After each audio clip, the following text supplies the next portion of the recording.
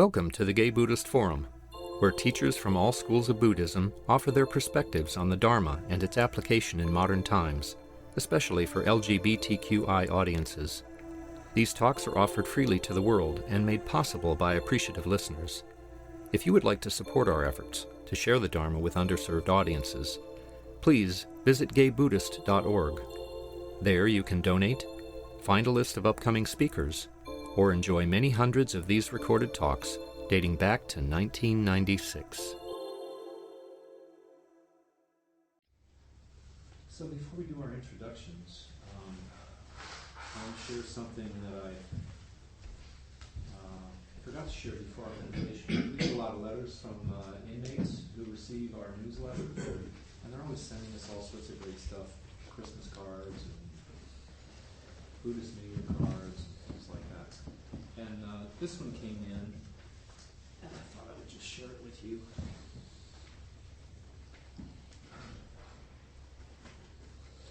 So it's a little mobile, along with a nice note. And there's a letter that I'll read later during the announcements. Origami star, bird, mobile, unfold wings of birds up or down, so bird is flying. So it's interactive. I figured I would share that with you. Maybe we can keep our incarcerated friends in mind. So our tradition is to go around and introduce ourselves first, and then I'll introduce our speaker. My name is Tom. I'm George. Robert. My name's Richard. I'm Kay. Jonathan. My name is Robert. My name is Mark. My name is Roy. Francesco. I'm Juan. I'm Michael. I'm Tony. I'm Brad. My name is Cass. Michael. Jack. Dan. Peter. My name is Oswaldo. I'm Clint. Good. Jeff. My name is Jerry. Richard. Tim. Mike. I'm David. Jay. My name is Jay. Kurt. I'm Hal. Trick. Jim. Paul. Michael. Risha. My name is David. And I'm Bill. Perfect. Is anyone here for the first time or after a long absence? Ed? Yeah. Kurt. Oh, Kurt, you're back. Welcome. And Michael, welcome. Our speaker today, I'm going to read your little bio, is Bill Weber. Bill is a senior Vipassana practitioner and a graduate from Spirit Rock's Community Dharma Leaders Program. He has 20 years of extensive retreat practice and currently practices at home with his husband or sits with a small group of gay men. I guess that would be us. No, there's a smaller group. Oh, smaller. He's also a documentary filmmaker and video editor whose latest projects are The Galapagos Affair and To Be Takei, which is fantastic. Bill, welcome. Thank you. It's nice to be back. I've spoken here a lot, and I started coming to GBF, I think, in 1993, when it was over at the guest house, the Laguna Honda guest house for the Zen Hospice. And I recognized a number of people that were here or were going to the group back then. And so the group has a long history, and it's really wonderful to see that history continues. I want to start with talking about the bravery of this practice and the bravery to acknowledge the bravery that we sit with ourselves, which is what we just did for 30 minutes. That we just take the time and just close our eyes and pay attention to what's going on.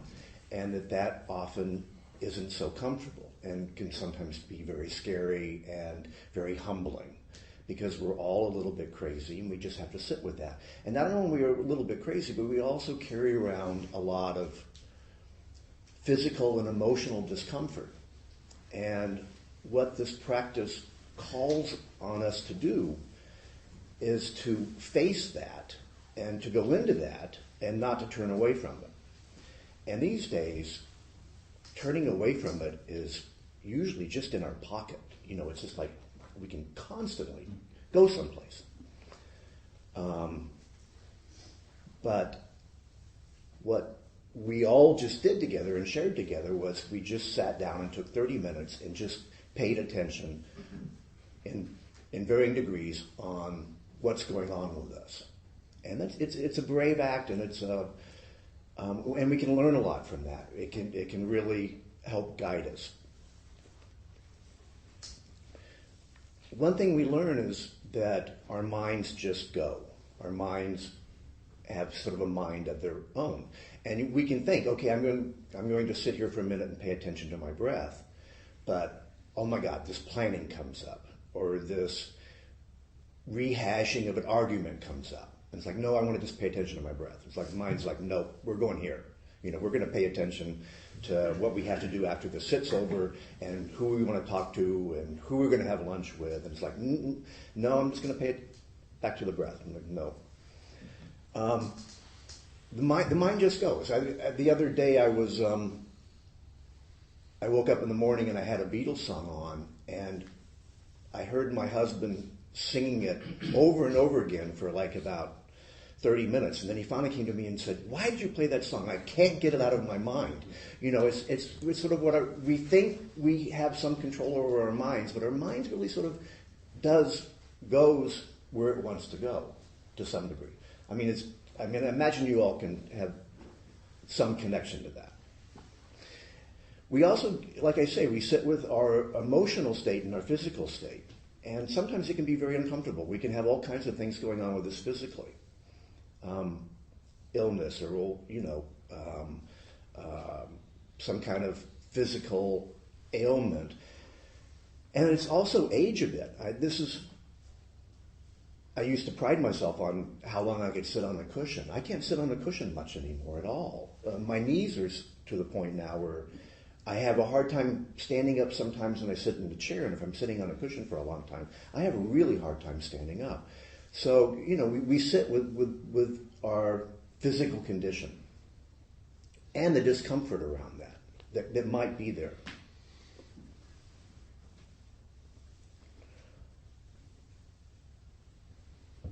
One reason I bring this up, I think it's really important to acknowledge our efforts and acknowledge our willingness to sit with these things, to sit with our emotional states that we might be having a lot of grief, we might be having heartbreak, we might be having fear, and to acknowledge the fact that we're willing to sit here and be with that for a while, and to take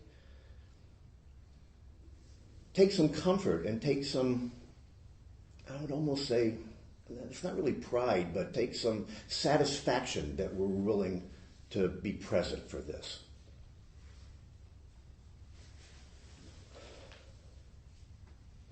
Like I said, I've spoken here a number of times before,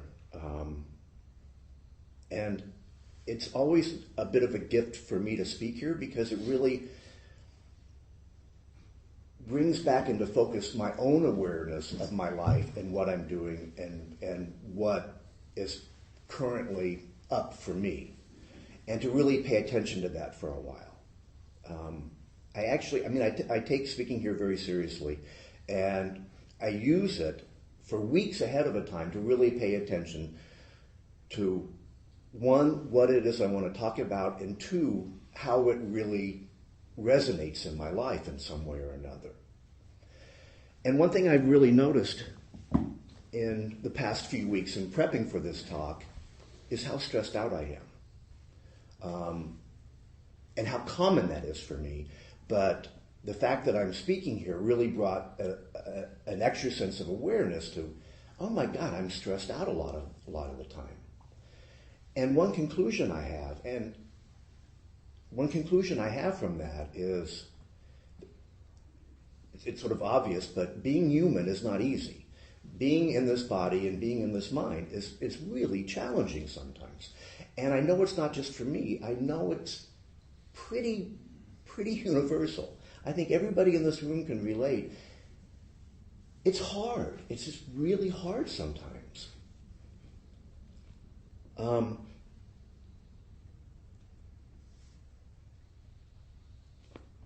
Part of my assumption is that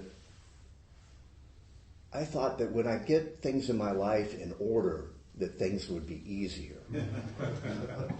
And right now, my life is in pretty good order. I have, in the scope of the world, my life is in incredible order. I'm comfortable economically. I have a wonderful husband. I live in a great town. I like what I do for work. I have good friends. I have good community. It's like, these are all the things that, we think, okay, we get this stuff and things are going to be okay. I am stressed out a lot. And I find myself worrying, angry, petulant.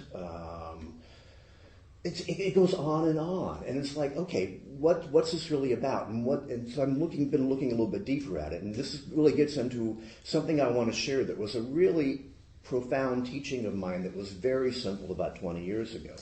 But before I do that, I really want to look at being human and the difficulties of being human. So let's talk about suffering and stress for a bit. Relationships. We're all in relationships. And they're a pain in the butt sometimes. Our family relationships. The varying things we go through. The love, the loss. All of us have different family relationships, and within the families, different relationships. I know a lot of people in the room are going through a lot of stress right now around parents that are either passed or are passing. I know a lot of people in the room have dealt with abuse from family. It's challenging. And I also know that families can push our buttons like nobody else can. I go back and I love my parents and I have wonderful parents, but after a day or two, they're like pushing my buttons, and I'm like, what? There's a lot of stress that comes up around that. And then there's the relationships with our friends, and with our coworkers. It's challenging a lot of times. People make us angry. People piss us off. People break our hearts.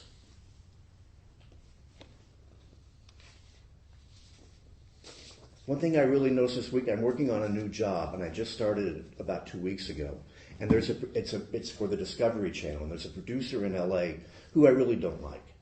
And she, in my opinion, is not a good producer, and I have been fixated on how she is messing up my life. And the job is downtown, so I've been riding my bike downtown. It's in Chinatown. I ride my bike to Chinatown. And I noticed that for most of that 25, 30-minute ride, I am going over in my head. I am going to do this to her, and I'm going to do this to her, and I'm going to say this, or I'm not going to talk to her at all, and she's going to have a really hard time. And it's just like I go over it and over it again in this relationship just because maybe she's not the best producer. Maybe she put me in a situation I don't want to be in, but I just stay there in this stressful state. And I think it's really part of being human. This is just how our minds and our emotions work sometimes. And we have all these other stresses of being in this time, of being human. The economic stress sometimes. I think a lot of people really don't know, retirement, eviction, living in a city that gets more and more expensive all the time. There's a lot of stress around that. And not just for ourselves, but for what we see happening to our community around us. There's a real stress that comes from having a heart and caring for the world. And the world is not in great shape right now. When you look at the wars that are going on today, the mass migration that's going on today, unlike things that are almost unknown in the past, the infectious diseases that are going on today, I've been reading about the Zika virus and what that's doing to babies. And it just sort of adds stress to we're living in this world that is a bit out of balance, and it causes suffering. It causes dukkha for us. I watched about 10 minutes of the Republican debate last night. I had to turn it off. Although I did catch the moment when Christie really sort of brought down Rubio, and it was like, yes! But I had to turn it off because it was just, we're soaking in hate. It's just like soaking in hate and mistrust, and it's not comfortable. It's stressful.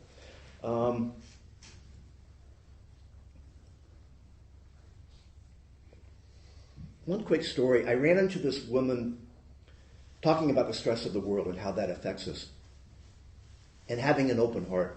I worked on a film a couple of years ago. There were these two wonderful married couple filmmakers in town, documentary filmmakers, and they really make social issue documentaries, and they care deeply about the world. And they have two wonderful boys, one of whom's in college now. And one film I helped them with was about their oldest boy, who when they first started making the film, he was going through his bar mitzvah.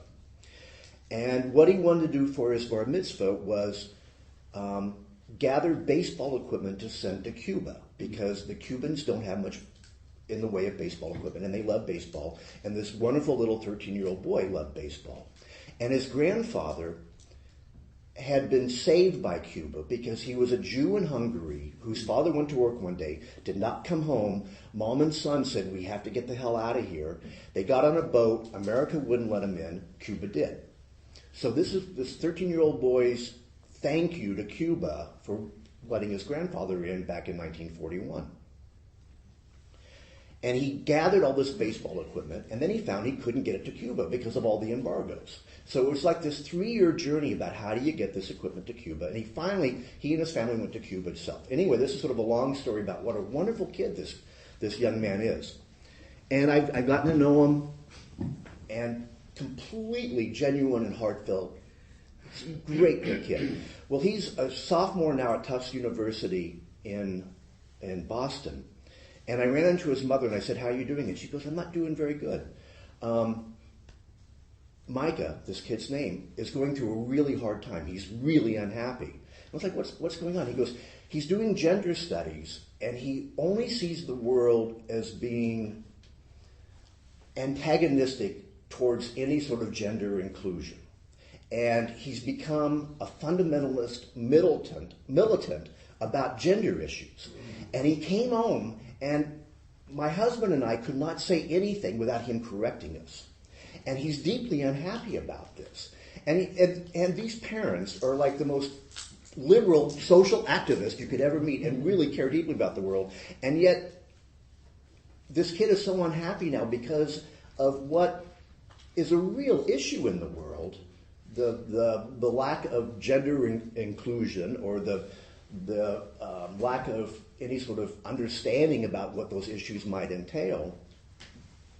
But to be so filled with unease and stress and dukkha about that, and not being able to function, and calling your parents, unacceptable in this world, it just sort of tells me that if you care about the world, it can really hurt sometimes. It can really hurt.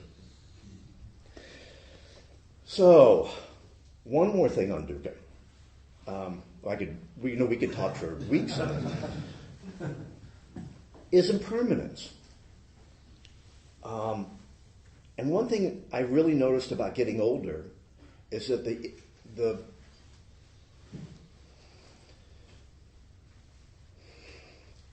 impermanence becomes so much more pertinent because I'm living it. My body is living it. It's very noticeable. It's arising and passing away. And I am getting well into the passing away stage. My knees, my skin, my hearing, my eyesight, it's all passing away now. And it's really a different study of impermanence when it becomes so personal and so unavoidable in some ways. Just one quick thing. When I was looking over at Tom, I saw these tulips, and I stayed in a Vajrayana facility in upstate New York one time. beautiful place out in the woods, and they had this big poster up by the rooms where you slept, and it said, "The beautiful tulips are red," and I don't remember exactly, but it was something about the beautiful tulips are red, now the beautiful tulips are dead. And it's like, yeah, they're on the way out. So, It's funny you say that because I heard one teacher say the reason they put flowers and plants on the altar is to demonstrate impermanence. Yeah, Because yeah. They die and the petals fall off, and off Yeah, they go. yeah. It's not particularly. I mean, it's stressful. It's to be passing away is not necessarily a fun place to be, but it's where we are. So, what I want to talk about now that we've gone through the dark side for a bit is contentment. And when I first started practicing, I met a young teacher who's now a very successful senior teacher down in Redwood City, Gil Fronsdal. Wonderful guy, has a huge sangha going on now, and he's just the best. And I met with him privately a couple of times, and one of the first times I met with him, this is now 23 years ago or something, I was talking about how I wasn't very happy and how I really wanted happiness in my life. And he said, well, maybe instead of really focusing on happiness, maybe you should focus on contentment. And that really became one of the richest teachings I've ever received in my life. And at the time, it was just like, oh yeah, maybe, whatever. But it continued to seep in, and it still continues to seep into my life. The issue of, am I pursuing happiness, or can I maybe really sort of refocus and consider contentment in my life, to see when there is contentment and to see where there is not contentment.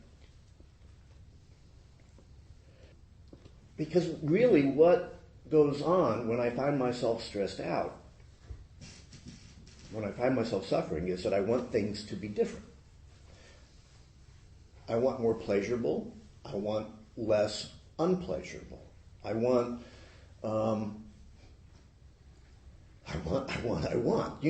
Can I be at peace and okay and content with the way things are? And I think this is really an issue to consider, and that we all have had those moments of contentment, and we all recognize them. But can that become more of a focus and a pathway for us in some ways?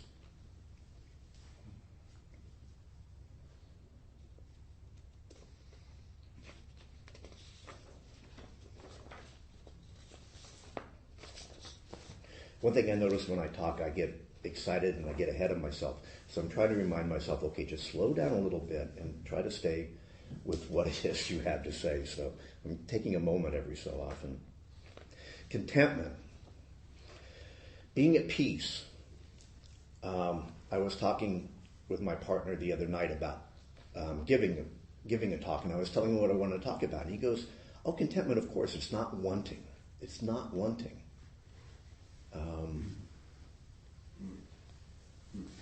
It doesn't come with the same expectations as happiness. Happiness is more of a state where there's more of an exuberant joy, and it's more of an exalted or a state that doesn't necessarily pertain to other emotional states that we all experience. I can't imagine really being happy, being heartbroken, but I think there is a way to be content when you're heartbroken, or in grief, or having physical discomfort, or sickness, or whatever. There's a way that we can be at peace with that. There's a way we can be in alignment with that. There's a way we can not be wanting it to be something else that's different than saying, I'm going to be happy with this. it's an emotional state that can apply to all situations. It's sort of what I've been trying to talk about. And when I say this, I really want to stress that that's not easy either. That's part of being human too. If we think that we're going to be content in our physical discomfort, and that somehow we're doing it wrong if we aren't content in our physical discomfort, that's not what I'm trying to get at. It's not easy, but I think if we have that as part of our guide, as part of our focus, we maybe be able to find some extra peace and alignment and satisfaction with whatever uncomfortable state we're in. In considering contentment, I just looked around and at what other things I could find on the issue of contentment, and it sort of surprised me. I was reading it's a central thread through many philosophical and religious schools across diverse cultures, times, and geographies. It's sort of universal. All different religions and philosophies often come back to this idea of contentment. The Buddha said, "Contentment is the highest wealth," meaning that when we are content, we do not need to get anything, go anywhere, or be anything to be happy, because we already are. And thus, contentment is more valuable than any possession or accomplishment. The Buddha describes the monk's contentment like this: he is satisfied with a robe to cover his body and alms food to satisfy his stomach. And having accepted no more than this is sufficient, and he goes his way. Peace comes from within. Do not seek it without. John Stuart Mill, an English philosopher, said, "I have learned to seek my happiness by limiting my desires, rather than attempting to satisfy them." The Bible, "Keep your lives free from the love of money and be content with what you have." A 3rd century Chinese philosopher, "A gentleman who profoundly penetrates all things and is in harmony with their transformations will be contented with whatever time may bring. He follows the course of nature in whatever situation he may be." Socrates, "He who is not contented with what he has would not be contented with what he would like to have." And that's really one of the richest ones for me, because I mentioned earlier, I'm not trying to brag or anything. I have a good life, and yet I find I'm not content so much at the time. Living in this world of desires and wanting things to be different than they are. It was really humbling and thinking, I want to come here and talk about this teaching that I had of contentment that has been very rich for me, while realizing that how often I am not content. And there's something that feels disingenuous almost for me to come up here and talk about that, because I realize how much of the time I'm not that content. But I also have realized that focus helps foster contentment, and that there are times when I am content, and the awareness I have that I was talking about in preparing for this talk is, yeah, there is a lot of contentment in my life. And to feel that, and to honor that, and to, like I say, foster that in some way. So,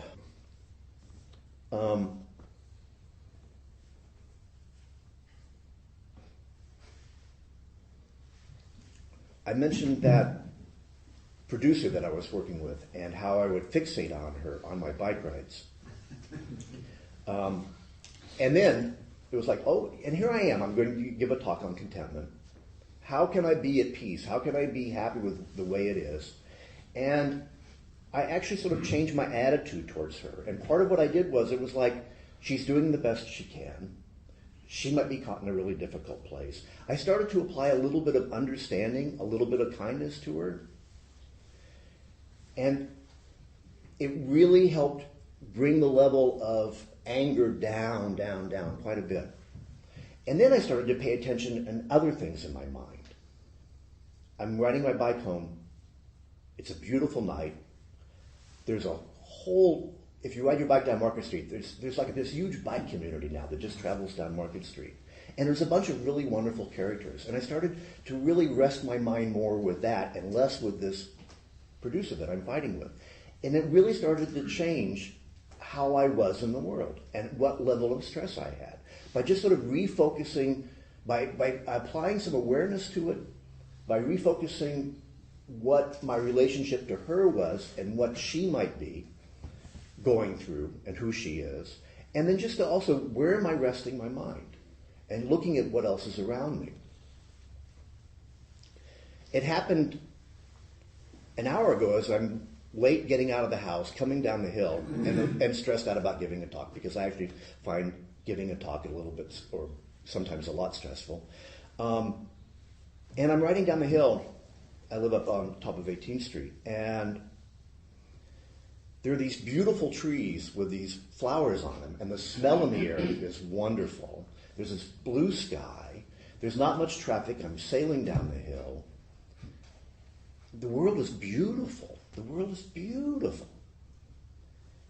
And to refocus my attention, not on the stress, not on the fact that I had to give a talk, but just to take in the beauty around me. It's really sort of astounding. Where do we rest? Where do we rest our minds?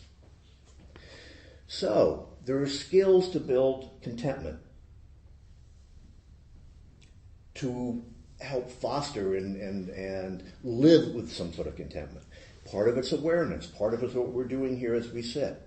Part of what I was talking about on my bike ride. Just to see it, to see our stress, and to see the possibility of not having stress. To apply some wisdom to it. It's a bit of what I was talking about with that producer. I would maybe consider that she is doing the best she can. That she might be caught in a hard place. Some wisdom, some understanding, applying that to our situations of stress. Our own personal health and well-being, can we take it for what it is? And to build on the wise understanding of where we are can really allow contentment to arise. I found in the past couple of weeks one of the biggest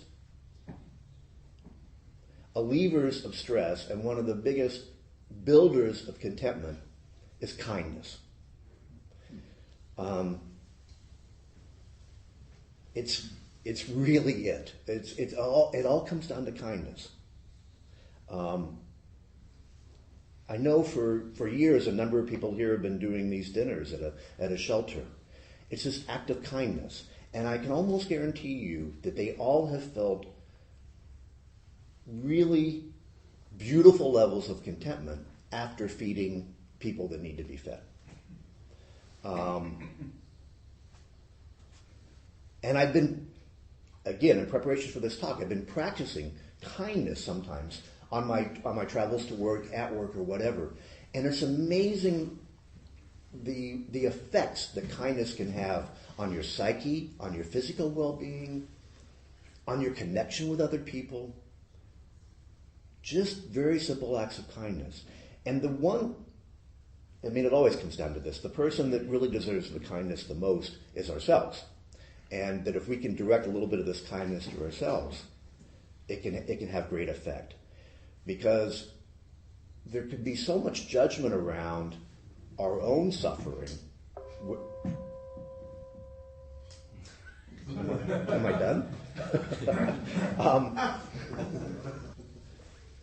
There can be so much judgment around our own suffering and our inability sometimes to maybe have contentment that we just add layers of extra suffering.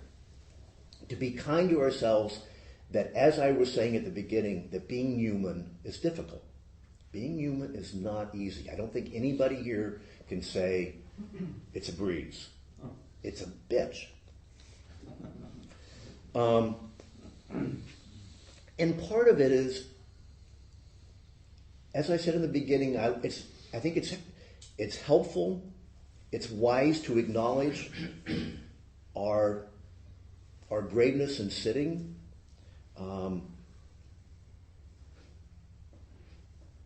Our ability to face this, our ability to come together in community and do this together.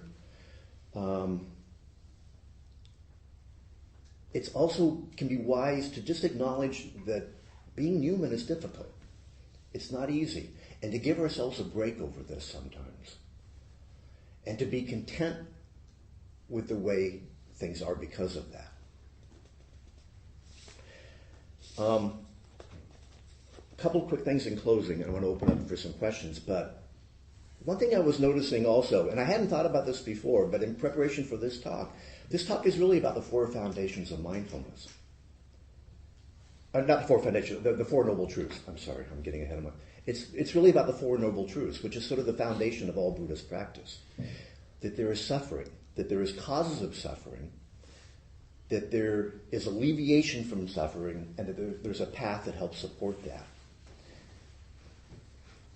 And the alleviation of suffering is really about looking for those moments of contentment and to help build those moments of contentment, because that's really about being at peace with the way things are, not wanting things to be different. That is the freedom that Buddha is talking about. And one thing that I'd like to come back to over and over again is the stance and the expression, generally, of Buddhas. I mean, you have some Chinese Buddhas that are laughing and jolly, but the stance of the Buddha is usually one that's in peace, and it's one of contentment. It's one of being able to sit in the middle of it all and being at peace with it. So I offer this as a talk today, like it was offered to me many years ago, as a point of reference. Are we seeking happiness? Are we seeking, wealth or prosperity or fame or whatever? Or can we maybe focus on contentment?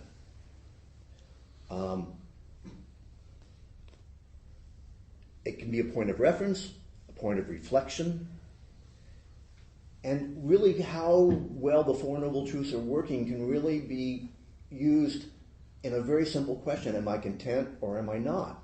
And is there something that I can do that can maybe help foster more contentment? Like right here, right now.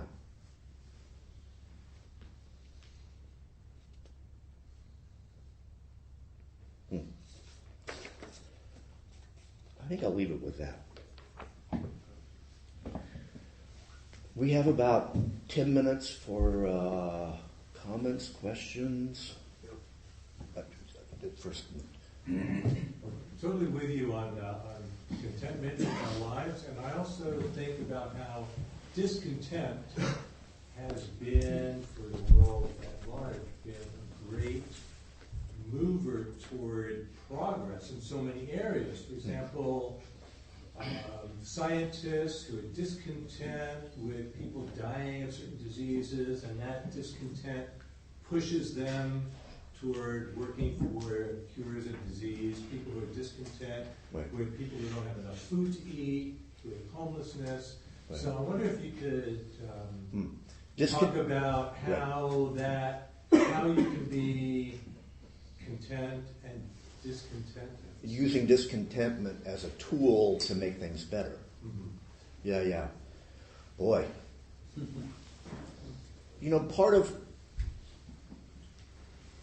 Part of what I very lightly touched on was how to build contentment is wisdom. And the wisdom to know when it's there and know when it's not, the wisdom to help foster it, the wisdom to make choices in your life that add to your own contentment. Maybe, and I don't know, maybe part of it's wisdom to realize when the contentment is not there, which is what I was talking about too, to use it as a guide, that part of that wisdom is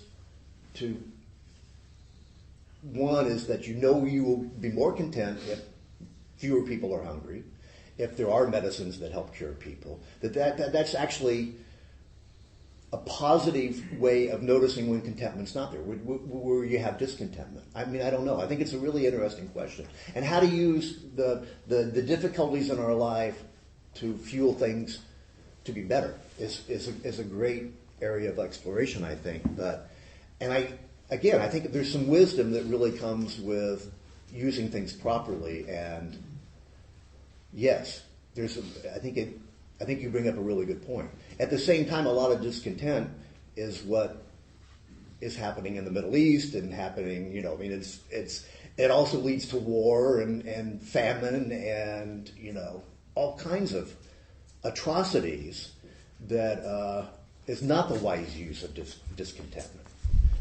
So just to somehow foster that wisdom to see things clearly, I guess. I don't know.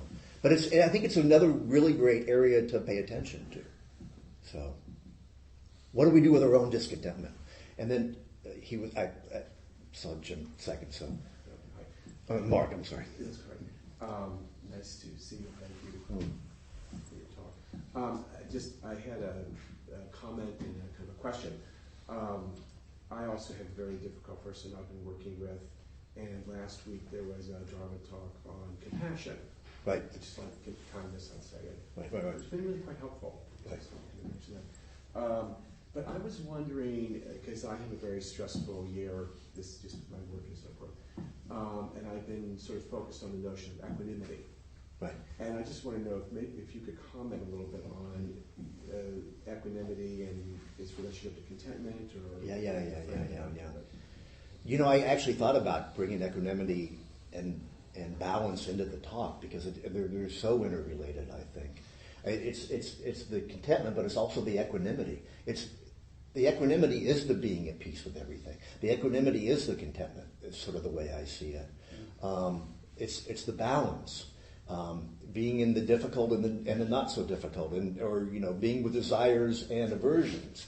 It's the balance between all of that, which is this place of contentment, I think. I think there's.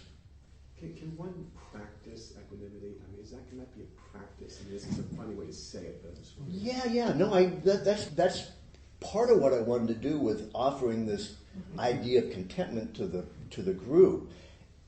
It does become a practice. It can become a practice in some ways, just as a point of reference, like equanimity can. I mean,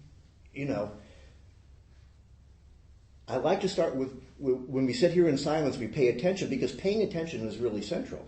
And so when we pay attention, we notice when there isn't equanimity, when there isn't contentment, and then we can sort of say, well, what can maybe be done to balance that out? That is a practice, and to build on the things that help build that in our lives, which is the fourth of the Four Noble Truths. Living a life that helps foster this wisdom and this ability to practice equanimity, to practice contentment or whatever, to be fine with it all, to have a robe and a bowl and say, I'm fine with this, I don't need much more, it can be a practice, I think. So when we're aware enough and not caught in our own dramas to do it, that's a good one. One thing that strikes me is that in your talk, you're talking about not being comfortable with your relationship with this producer, and thinking maybe she's trying her best or whatever. Right. But what strikes me is that you're trying to change her to some extent, or trying to interpret her in a different way, and maybe she really is an asshole. Right. Right.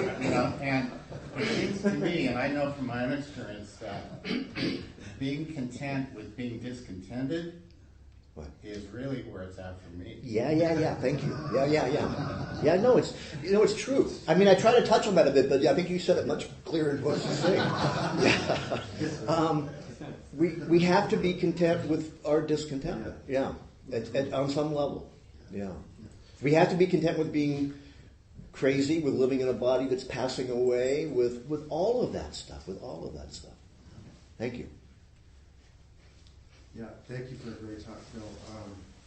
I spent especially appreciated at the beginning when you talked about how courageous it was to sit with our own experience, you know, and how much looking away there is. And it reminded me of Joanna Macy's famous comment about sustaining the gaze, you know. That really, doing that's where life is, because you find your own impermanence, you know, your own, and that's, if you want to learn how to live, you're also learning how to die. Right. I mean, it's the same coin. Right. And, and that includes the discontent. Yeah. Right. Yeah, thanks. There's a real bravery. Real bravery. Yeah, but you get to be alive. Yeah. To be alive. Yeah, you aren't texting. Yeah. Michael. Yeah, I just wanted to appreciate your bravery at making yourself vulnerable. That's such a great teaching for me, you know, regardless of the content of the talk, just the willingness to share very deeply about your own experience. So, thank you. Thanks, Michael. The one thing that I don't talk much anymore. I give very few talks. I talk once a year at GBF, if I can talk about myself for a minute. But one reason I did was I don't want to talk about myself all the time, but also the Dharma is the truth. And I don't want to get up here and talk about things that I don't know to be true, you know. And that's one thing I love about the Dharma, is that it asks us all to find out what's true for ourselves and not to take somebody else's word for it. And I don't want to get up here and read other people's teachings that I don't know somehow deeply myself. And sometimes I don't know how deeply I know the teachings. But I do know those moments of freedom and contentment that come, and how they've built by practicing and fostering awareness and trying to gain some wisdom. And that's what I try to share. So that I don't know any other way. And I do it not very often now, because and today I'm going through this. It's like it gets old after a while. So thank you. Jim. Yeah, I typically, when there's a sunny day on a national holiday, I say, it's great, good to see the sky. Super Bowl's a national I holiday. found myself wanting thunderstorms and lightning to destroy this parade, which has poisoned the city. Yeah. And I'm having a very hard time to have any compassion for the NFL. Yeah. It has, I don't recognize the ugliness I feel within myself in wishing ill on this event. Right. And the cultural power that has accrued. Right. I've just had this off my head, but I don't know what I'm saying, except that I've made myself very unhappy about Super Bowl City. And how are you dealing with that? not well, Yeah. But today, it was a beautiful day, and I never have to experience it again.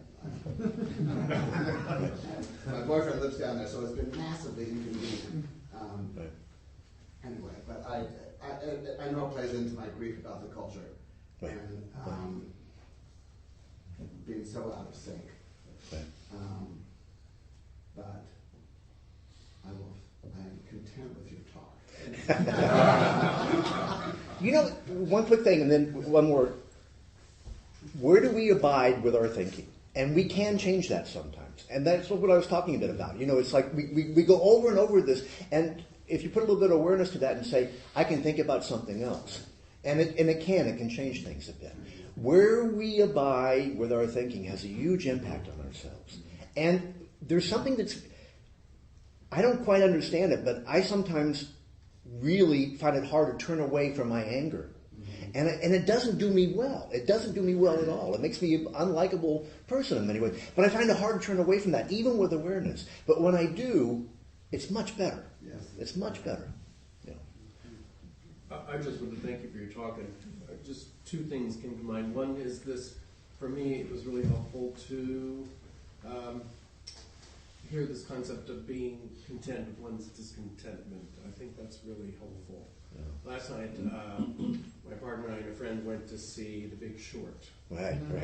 Which, in a way, sums up so much and relates to Jim's comment, about the NFL, cultural, political, and economic, and how it's all intertwined and all. Right. And that, so there's a genuine discontentment and, well, let's face it, rage about that, but how we sit with that is important, I think. Right. But the other thing that was raised, that Jay raised, is also, I think, important for us, and that is to use that discontentment as an impetus to change, for change, in a way that doesn't make us crazy. Right. Like that we don't go out and buy an Uzi and start shooting, or something. Right. And I don't know. I think that for me, just kind of putting those things together, because there's a way that you can feel powerless, I think, and we're not really powerless, but we can be discontented, and to kind of discern where and how, recognizing a certain sense of powerlessness, which can feed into rage or whatever, and to kind of step back from that and maybe see it as this kind of discontentment that we can maybe use, hopefully in a constructive way. Right. What you said reminded me of that, the serenity prayer that ends with, and the wisdom to know the difference. Exactly. Right. No. Yeah, it's the wisdom and the understanding. Right. And not to be judgmental when we get it wrong, sometimes too, which happens a lot. So, yeah, thank you both for that. Perfect. Thank you, Bill. Thank you very much. Next week we will have an open discussion. We'll break into small groups on the topic and be able to hear from each other. Before I remind us about Dharma, Donna, I want to share with you the impact that our gathering here has and everything that we do and the newsletter that goes out and our donations. This is a letter from someone in Ione, California prison. Hello there, my friends. I've been wanting to write to you for a while. I just wasn't sure how to say what I wanted to. First and foremost, thank you. I so look forward to receiving your newsletter every couple of months. There are a few that we use in our sitting group as topic starters, and others that are used for a formal teaching, because many times our Dharma talks are transcribed and appear in whole, so much like perhaps Bill's work. I presented No Need to Survive, one of our recent topics, on the Heart Sutra at least a half dozen times over the years. The poem at the end always makes me cry. About 5 or 6 years ago, I got a Buddha tattooed on my right calf. Not all that interesting, but I used as the origin image the Buddha on your newsletter. I love the simplicity and the clean lines. Again, thank you. That tattoo basically screams out to everyone around me that I follow the middle way and am somewhat strong in my adherence to the path. On the strength of that tattoo, that Buddha image right out there in the open for all to see, I have stepped into the gap between two men about to start throwing blows. I've yet to be injured or fail to stop the violence. Thank you. With every newsletter, I'm taken back to my childhood home, the corner of Ord and Market Streets, not too far from where you sit today. Again, I thank you. Most of all, I just really wanted the people who have helped me to know that they have helped me. I'm a much better person for having put into practice the lessons that I've learned from all of you. The patience, loving kindness, honesty, and hope. I've not always been able to see that in my life, but going back and rereading some of your newsletters allows me to find some new insight into myself. Thank you. Going back to 2012, my closest sibling, Sage, died of breast cancer in January. I found great comfort in John O'Donoghue's word and in the entire way that Larry Robinson presented such a basic core belief in impermanence. Once again, I thank you. Finally, I wanted to extend to you, all of you, an invitation. In prisons, getting someone to commit to a long-term agreement to come and sit with us is a very big deal. The last such we had here was a monk from the Liberation Prison Project. He was awesome, but he had to move on to other things after 4 or 5 years. What I'm asking for is someone who can commit a day a month to come and teach. By teach, I mean share their experience and give basic instruction. A person who can give refuge, and the 5 lay vows would be a huge bonus, but in no way necessary. I've been practicing for 12 years now and do not feel completely qualified to teach, even though I do, and I'm very cautious about the subjects that I bring up in a way in which, and the way in which I answer questions. Our group is made up of people from different schools of Buddhism, and I do not, under any circumstances, want to drive anyone out because of the dogma that I'm presenting.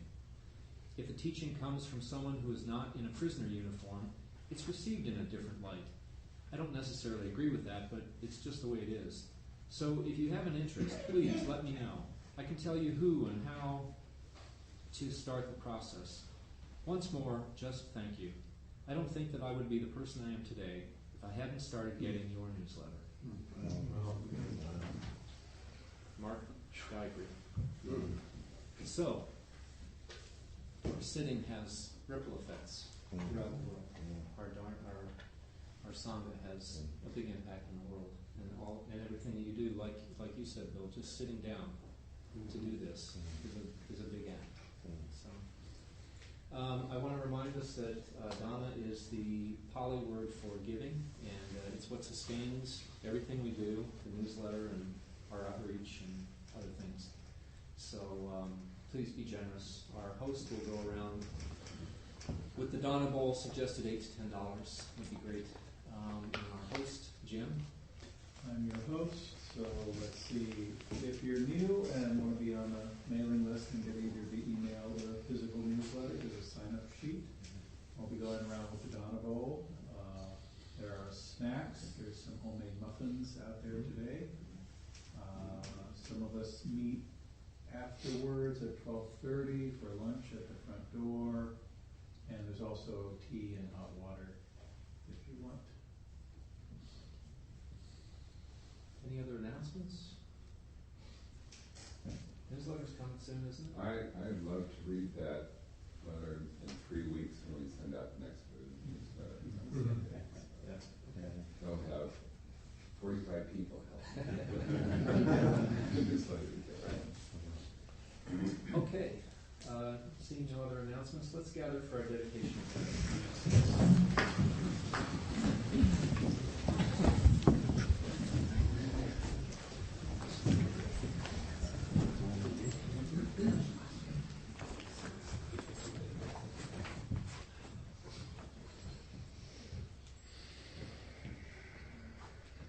By the power and truth of this practice, may all beings have happiness and the causes of happiness. May all be free from sorrow and the causes of sorrow.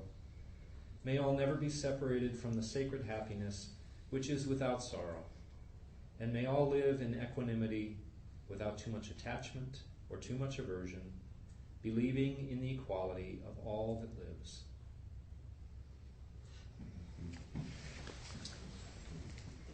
Thank you, everyone. Thank you for listening to the Gay Buddhist Forum.